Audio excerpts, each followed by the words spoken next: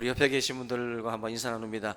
우리 주 안에서 건강합시다. 한번 우리 인사 나눕니다.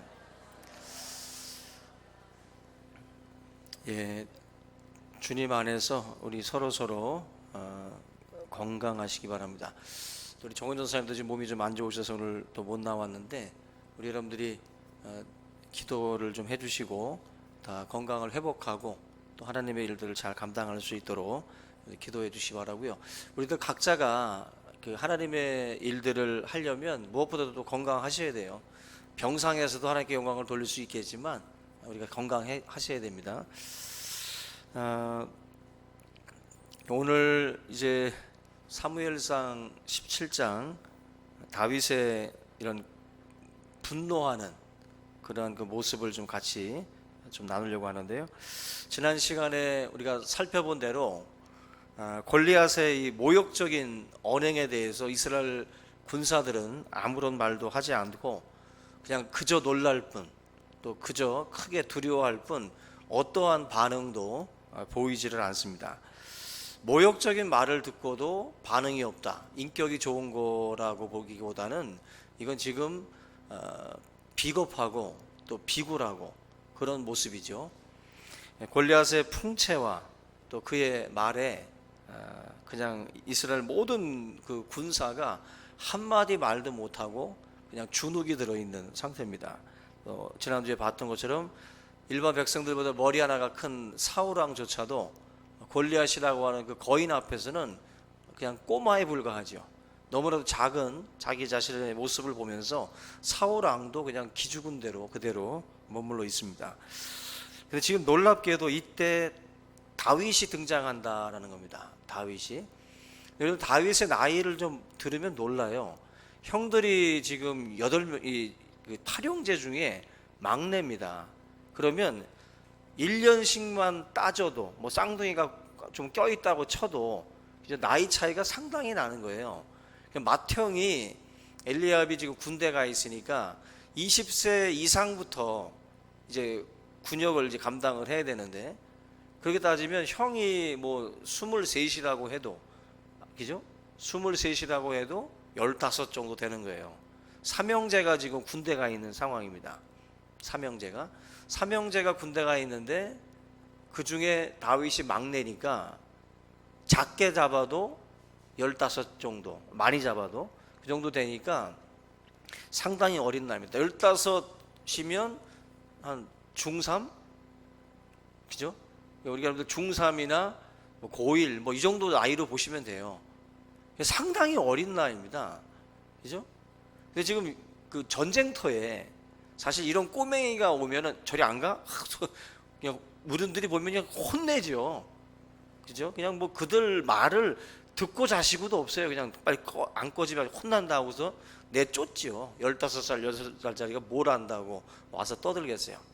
지금 이 상황이 여러분들 40일 동안 조속으로 골리앗이 나와가지고 이스라엘 백성들을 모욕을 주고 있을 때 바로 모든 백성들은 조용했지만 이때 15, 16 이 정도밖에 되지 않는 다윗이 이 소리를 들은 거예요. 아버지 심부름으로 형들 도시락 주러 갔다가 또 형들과 인사를 나누려고 갔다가 바로 이 엉뚱한 소리를 다윗의 귀로 들은 겁니다. 현장에서 하나님의 이름이 모욕받는 것을 직접 들은 거예요. 당시에는 그 군생활을 하는 사람들의 생필품들을 가족들이 책임을 지는, 뭐 요즘 같은 시대에는 뭐 보급품들을 다 나라에서 주잖아요. 속옷부터 시작해가지고 다 주지. 뭐 집에서 뭐 슈퍼 들러가지고 사가지고 가는 사람들 없잖아요. 그만큼 나라가 부강해지면 다 보급이 되는 겁니다. 근데 이 당시에는 뭐 그런 보급품들을 다 챙겨줄 만한 그런 여력이 없죠. 결국 가족들이 알아서 뭐 이것저것을 챙겨서 형들에게 가져다 주는 뭐 그러한 구조였다라고 보시면 됩니다. 그래서 이 내용 중에서 보면은 천부장에게 주라고 아버지가 그 챙겨주는 게 있습니다. 도시락을 챙겨주는데 도시락 중에 이제 뭐 그 치즈 덩어리를 몇 덩어리를 챙겨가지고 천부장에게 갖다 줘라. 다시 말하면 이제 좀 아버지로서 우리 아들 좀 잘 봐달라고 뭐 뇌물 성격 식으로다가 상관에게 이제 갖다 주는 거죠. 이런 식으로 해가지고 도시락 전달하러 다윗이 사실은 간 겁니다. 그러니까 그런 그 상황이기 때문에 어찌 보면은 이 다윗은 전쟁하고는 전혀 상관없는 그런 사람이에요. 그래서 아버지도 가서 형들의 안부를 묻고 증표 가지고 와라. 증표. 형들이 살아 있는지 그런 증표나 좀 가지고 오라고 사실은 그 다윗에게 심부름을 시킨 겁니다.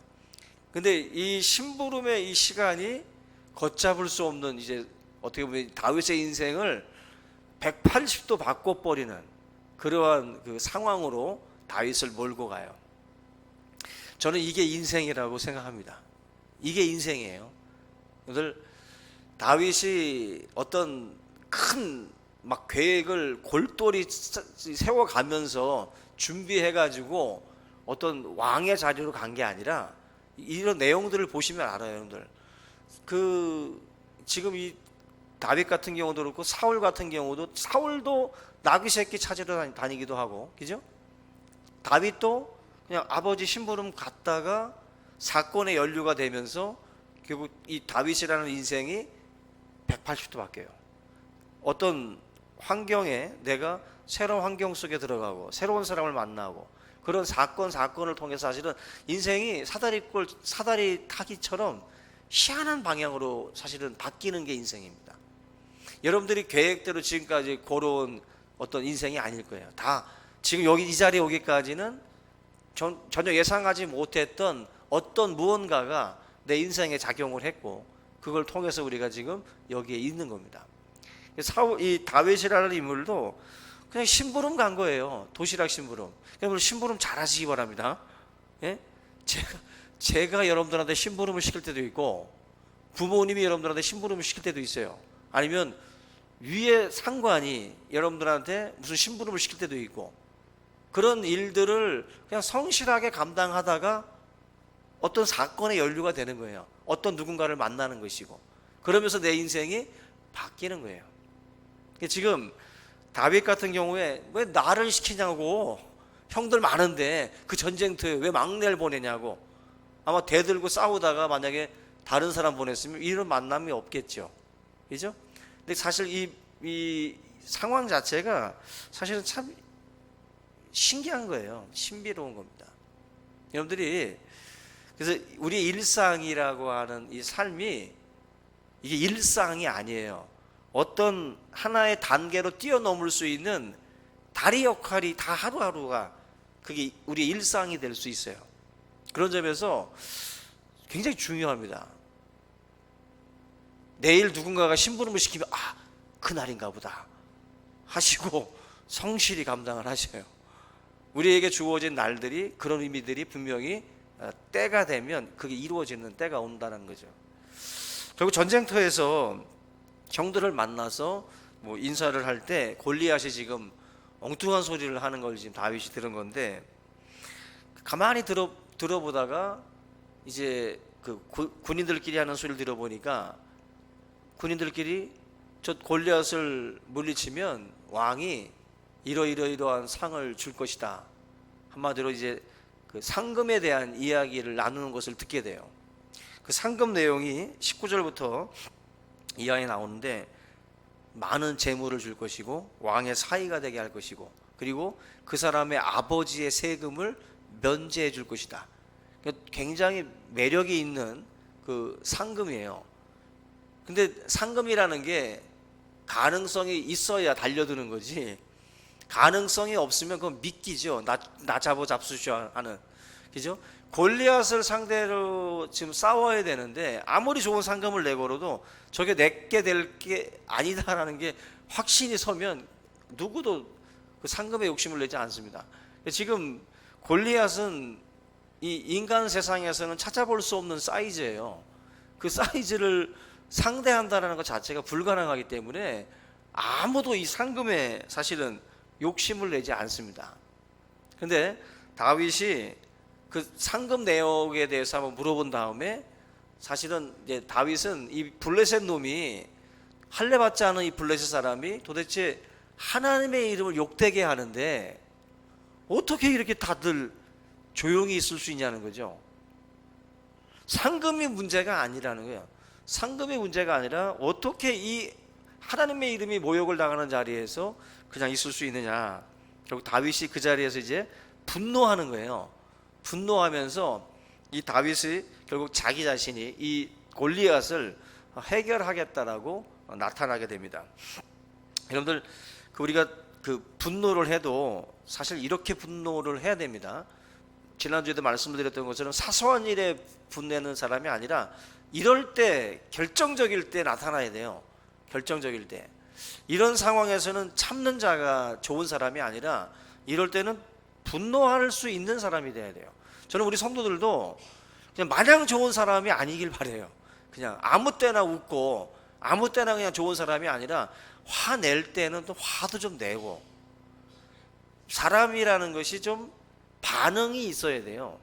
반응이.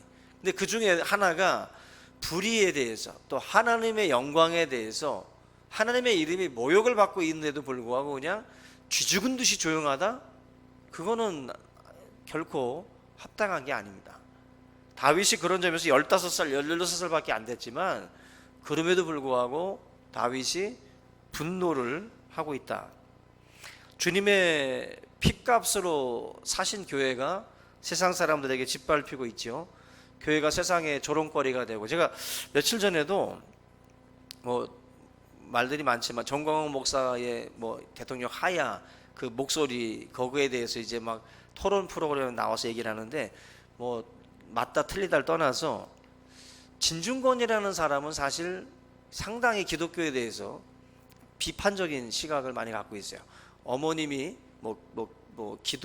기도도 하고 상당히 크리스찬인 거로 제가 알고 있는데, 그의 입에서 나오는 말들을 듣다 보면 저 주둥이를 누군가가 정말 꿰매줘야 되는데, 하나님에 대한 말들을, 또 교회에 대한 말들을 이렇게 하는 거를 가만히 듣다 보면은 상당히 그 비아냥거립니다. 상당히 비아냥 섞인 말들을 담아가면서 이야기를 하는데, 그 말을 들으면 속에서 불이 나요. 우리 기독교인들 가운데도 논리와 그리고 어떤 지식과 이런 것들을 좀 많이 갖춘 사람들이 좀 등장을 해서 그런 토론 프로그램 할 때도 무조건 막 그냥 윽박 지르는 게 아니라 정말 그런 사람들의 말을 제압할 수 있는 정말 다윗과 같은 그런 사람들이 좀 나타났으면 좋겠어요. 근데 제가 얼마 전에 그 다마스커스라고 하는 그 TV 프로그램이, 그 유튜브가 있어요. 기독교 청년인데, 근데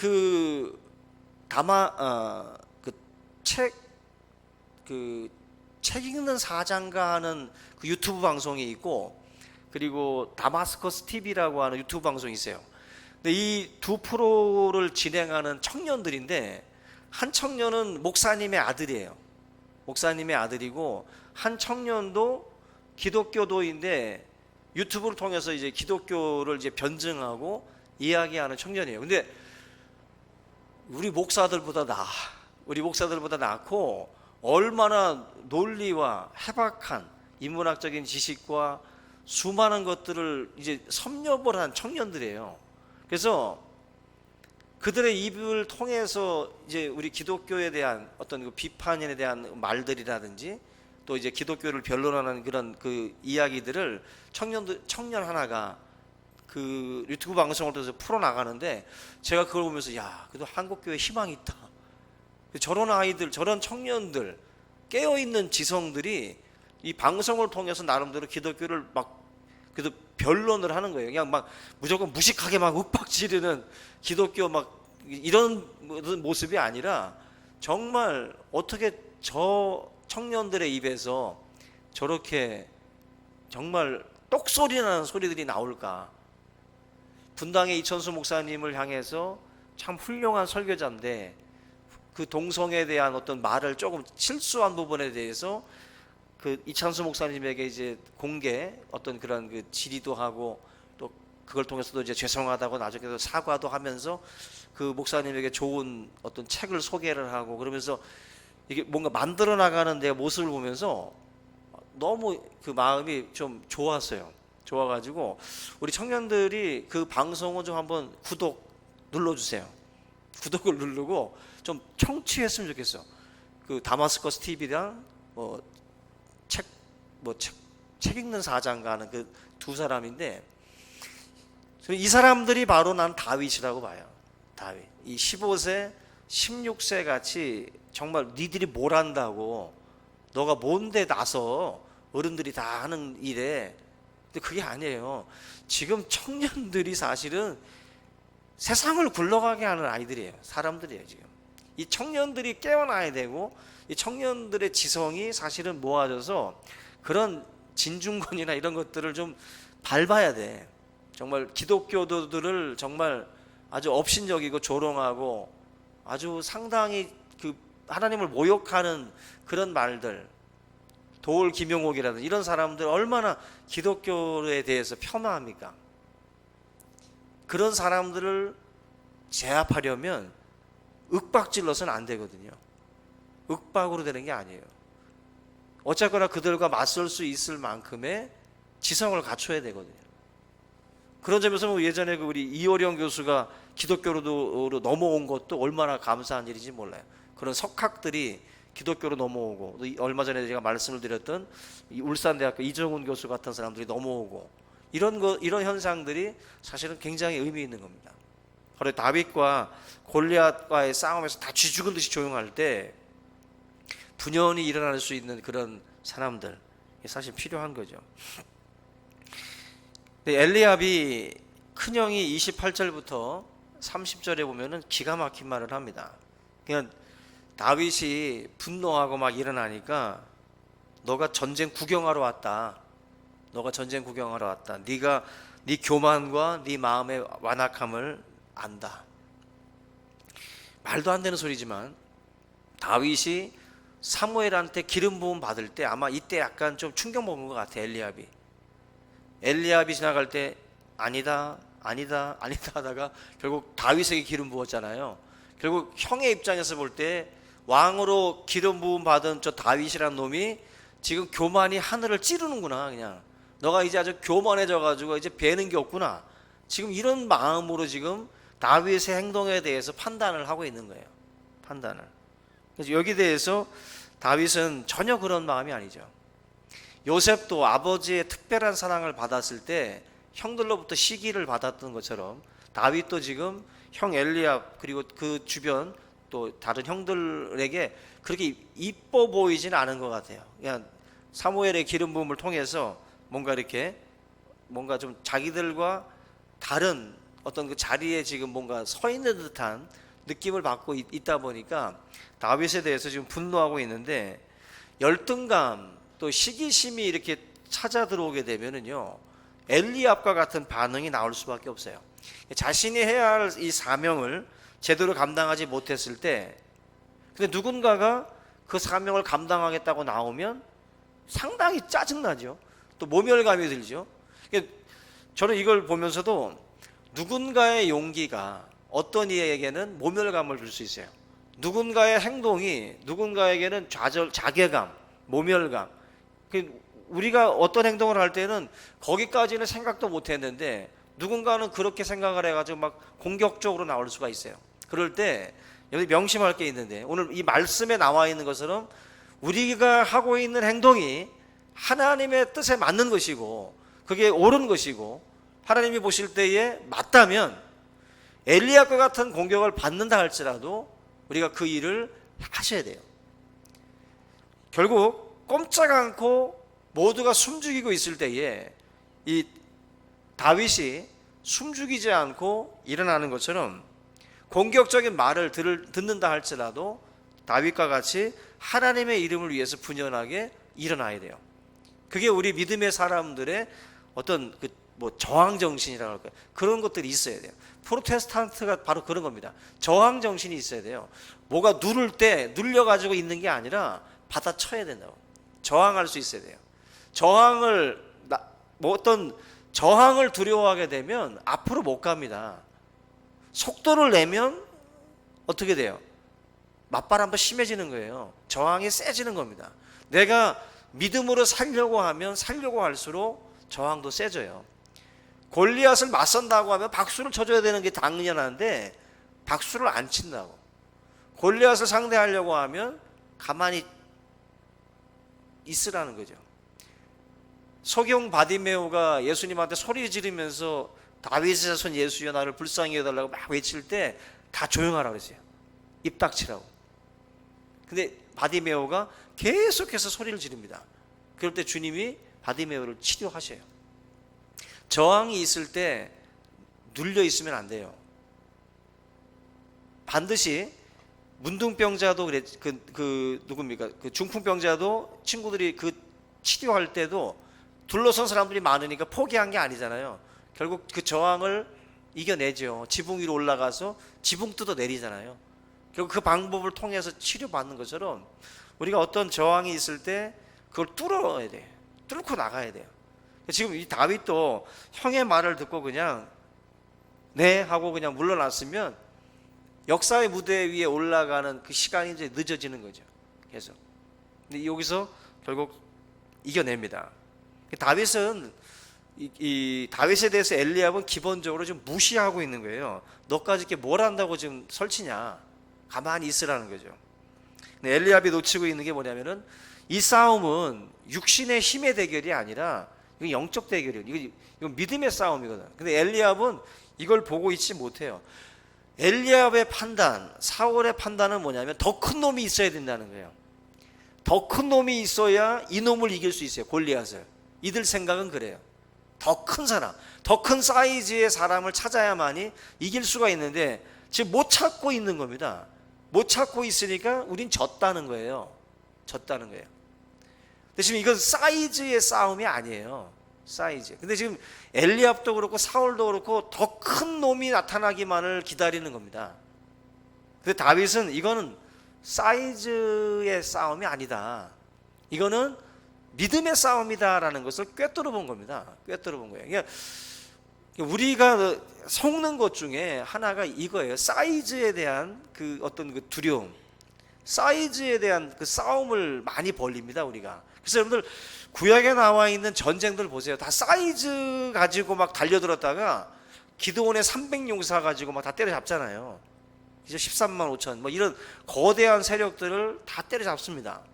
숫자 싸움이 아니라는 것처럼 이것도 마찬가지. 골리앗이라는 이 사람을 상대하는 것은 사이즈 큰 사람을 찾는 싸움이 아니에요. 믿음이 큰 사람을 찾는 싸움이에요. 믿음이 큰 사람.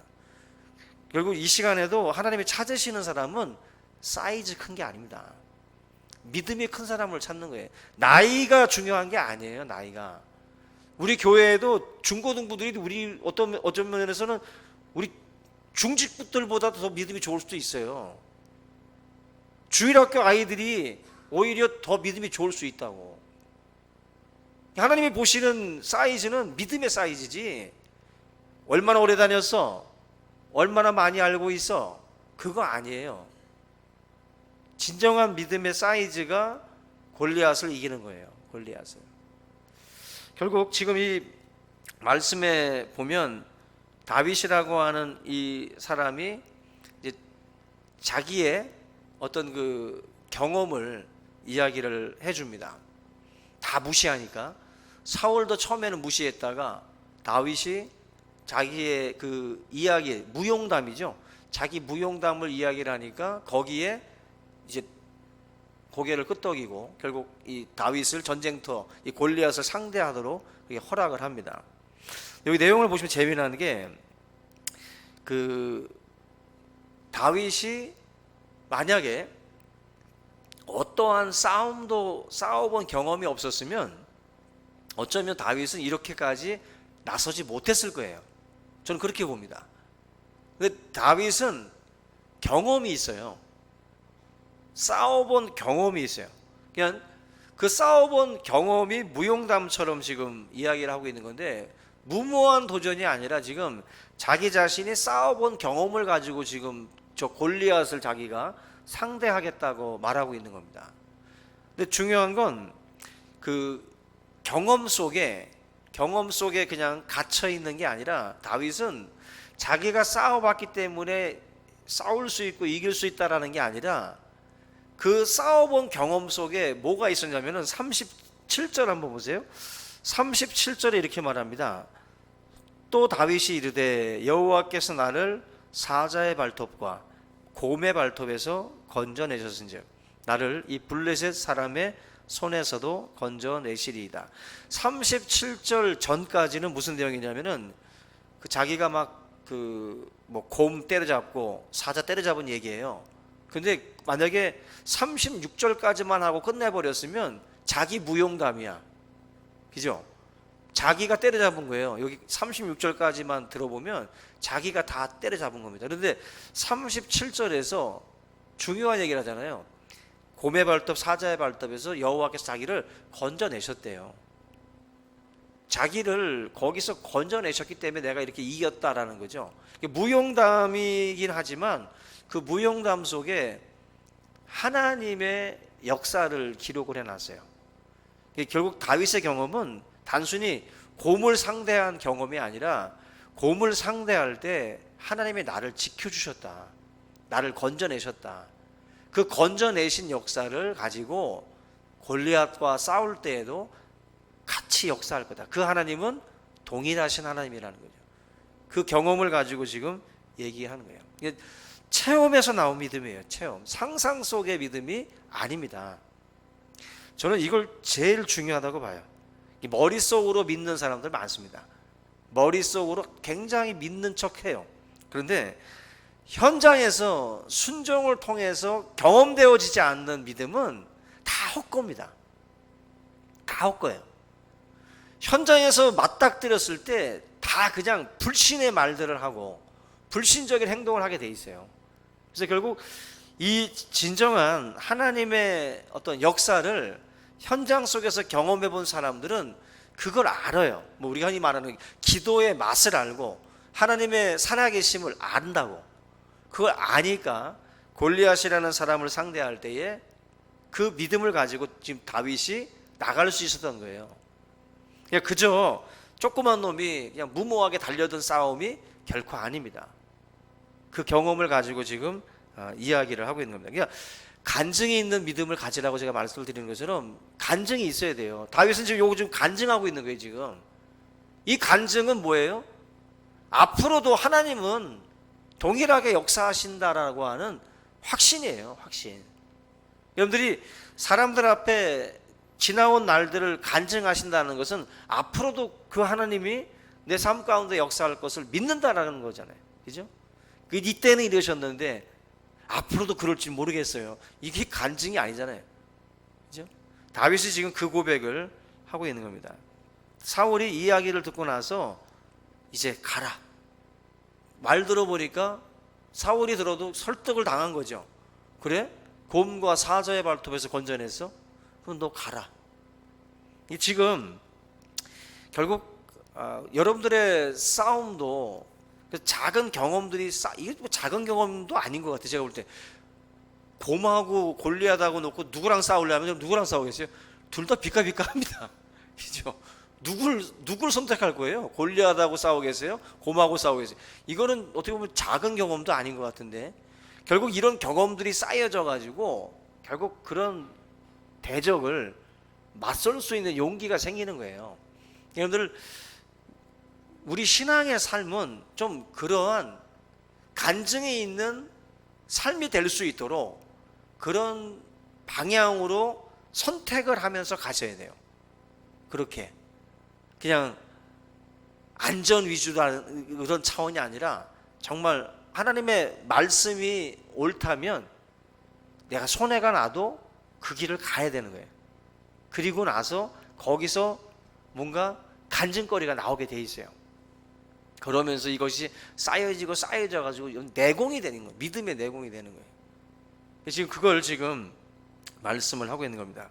마지막으로 38절에서 오늘 같이 읽은 40절까지 보면은 지금 그 자기 군복을 사울이 입히죠. 38절 보면은 사울이 자기 군복을 다윗에게 입힙니다. 근데 사실 이것도 웃기는 거죠. 사울이 일반 백성들보다 머리 하나가 컸다 그랬는데 다윗이 15세인데 16세 정도 되는데 이 꼬맹이한테 그 큰 장수의 옷을 준다라는 것 자체가 말이 안 되는데 왜 그랬을까를 좀 생각을 해보니까 골리앗이 크니까 그래도 이 다윗을 좀 크게 보이려고 그렇게 뭔가를 부풀리는 거죠. 뭔가 다윗의 사이즈를 좀 부풀려 주고 싶은 거예요. 그래서 다윗에게 뭔가 자기의 그 큰 갑옷을 다윗에게 준 거죠. 저는 이걸 보면서도 우리가 무언가를 하려고 할 때 세상 사람들이 여러분들한테 조언해 주는 게 있어요. 근데 그게 뭐냐면 사실 부풀리는 거예요. 제가 어떤 얘기 들었냐면은 그 보험사 중에 뭐 이렇게 고객들을 상대할 때 만년필도 막 비싼 만년필 있잖아요. 만년필도 비싼 거, 그리고 옷도 비싼 옷, 시계도 그냥 좀 비싸 보이는 거 있잖아요. 그런 거 딱 차고 구두도 멋지게, 차도 빛가번쩍하게 딱 차고서 고객 뭐 상담할 때도 이제 사인을 해야 되는데 조금 만년필에다가 이렇게 사인할 수 있도록 그렇게 뭐 하는 거죠. 한마디로 내가 이 일을 하면서 이렇게 뭔가 좀 잘 먹고 잘 살고 있고 뭔가 좀 사람들 앞에 부풀려지는 어떤 그런 모습을 통해서 사람들이 약간 혹하게 만드는 거죠. 혹하게. 그러니까 뭔가 좀 부풀려 보이는 거죠. 나의 진짜 모습이 아니라 다른 것을 좀 더 얹어서 가려고 하는 거죠. 그런 조언들을 사실은 많이 하는 거죠. 사울이 그 큰 갑옷을 주는 것도 저는 비슷하다고 봐요. 너 사이즈를 좀 더 크게 보이게 하자. 저놈이 2m 90인데 너 이 모양으로 나가면 좀 조롱 대상이 될 수 있으니까 좀 크게 보이게 하자. 그래서 뭔가 뽕도 집어, 옛날에 우리 뽕 많이 넣었어요, 양복에다. 요즘에 뽕 다 뺐는데 뭔가 좀 어깨도 넓어 보이고 막 그렇게 만드는 거죠. 여러분들, 세상에 이러한 그 말들, 이러한 소리에 우리가 이게 혹할 수가 있어요. 근데 우리 성도는 정직해야 되고 진실해야 돼요. 성실해야 돼요. 그것을 우리가 그냥 그대로 받아서 입으면 안 맞는 옷입니다. 우리 그리스도인들에게는 안 맞는 옷. 여러분들 스스로가 괴로워. 성도는 괴롭게 돼 있어요. 세상이 하는 말대로 살려고 하면 괴로워. 절대로 그렇게 못 살아요. 성령께서 막아. 너 그러면 안 된다. 너 그렇게 살면 안 된다라고 성령께서 계속 말씀하는데 그 갑옷을 안 벗어. 안 벗고 그 거추장스러운 옷을 입고서 세상과 상대하려고 하는 골리앗을. 좋아 보인다니까 그거 둘러 입고 싸우려고 하는 거죠. 안 된다는 거예요. 그것 입고는 못 이깁니다. 다윗이 오늘 말씀 보면은 입어본 다음에 어디 다 벗어버리잖아요. 그죠? 다윗이 칼을 군복위에 차고는 익숙하지 못하므로 시험적으로 걸어보다가 아니다 싶으니까 다 벗어버립니다. 왕이 하사해 준 거잖아요. 그죠? 뭐 선배가 물려주는 체육복도 아니고 이게 지금 왕이 주는 건데 이걸 그냥 받아놔 놓지. 근데 이거를 안 입겠다는 거지. 왜? 이건 내 몸에 안 맞는 거니까. 성령에 거슬리는 것을 하시면 안 돼요. 말할 수 없는 탄식으로 내 안에서 탄식하시는 그 주님의 음성을 들으면서도 그걸 계속 걸치고서 살아가는 것은 그건 말이 안 되는 겁니다. 벗어버려야 돼요. 그리고 결국 이 익숙하지 못하니까 벗어버리죠. 그리고서 자기가 원래 입었던 옷 입고 나가서 물맷돌을 들고 골리앗을 상대를 합니다. 이게 결국 우리가 싸워야 할 그 모습이에요. 부풀리지 않는 거죠. 부풀리지 않고 자기의 모습으로 나가는 거예요. 그리고 원래 하나님이 역사하셨던 그 방식, 자기가 가지고 있었던 은사, 그죠? 돌멩이로다가 곰과 사자를 잡았던 그 은사, 그거 가지고 나가는 거예요. 그거 가지고. 우리 서로가 다 은사가 다르죠. 자기에 맞는 은사들이 있잖아요. 하나님이 주신 옷들, 주신 무기들이 있어요. 그거 가지고 나갈 때 가장 좋은 겁니다. 우리가 뭐 음식을 먹을 때도 모에는 뭐 미역국 끓일 때는 무슨 쌀이에요? 양지쌀 같은 거 넣어서, 그죠? 사태고기도 넣어서 끓여 먹잖아요. 미역국에는 그거 넣어야 되는 거고, 뭐 잡채는 뭐 홍두개살인가 뭐 이거 집어넣어야 되는 거고, 등심 안심은 구워 먹는 거고, 그죠? 부위별로 먹는 거고, 음식 따라 고기가 들어가는 거예요. 그죠? 무조건 다 이거만 넣는 게 아니라, 결국 우리의 은사도 같아요. 우리의 은사도 하나님이 적재적소에 쓰시려고 우리를 다 다르게 만드셨고 다른 은사들을 주셨어요. 다윗이 지금 이 골리앗을 상대하면서 이 물맷돌을 가지고 맞서게 되고 거기서 큰 승리를 가지고 옵니다. 다른 사람의 갑옷도 아니고 다른 사람의 칼도 아니고 자기의 무기로 나아가는 거죠. 근데 그 무기 위에 하나님의 은혜가 함께하는 거예요. 우리가 가지고 있는 것이 뭐 보잘것없거나 크고 작고가 문제가 아니라 그 은사 위에 하나님이 함께 하시는 거예요. 하나님이 그냥 내가 뭐 대단한 무기를 가지고 있어야가 아니라 작아도 하나님이 함께 하시는 사람에게 역사가 일어나는 거예요. 여러분들이 돌멩이는 이게 대단한 게 아니라는 거죠. 대단한 게 아닌 거예요.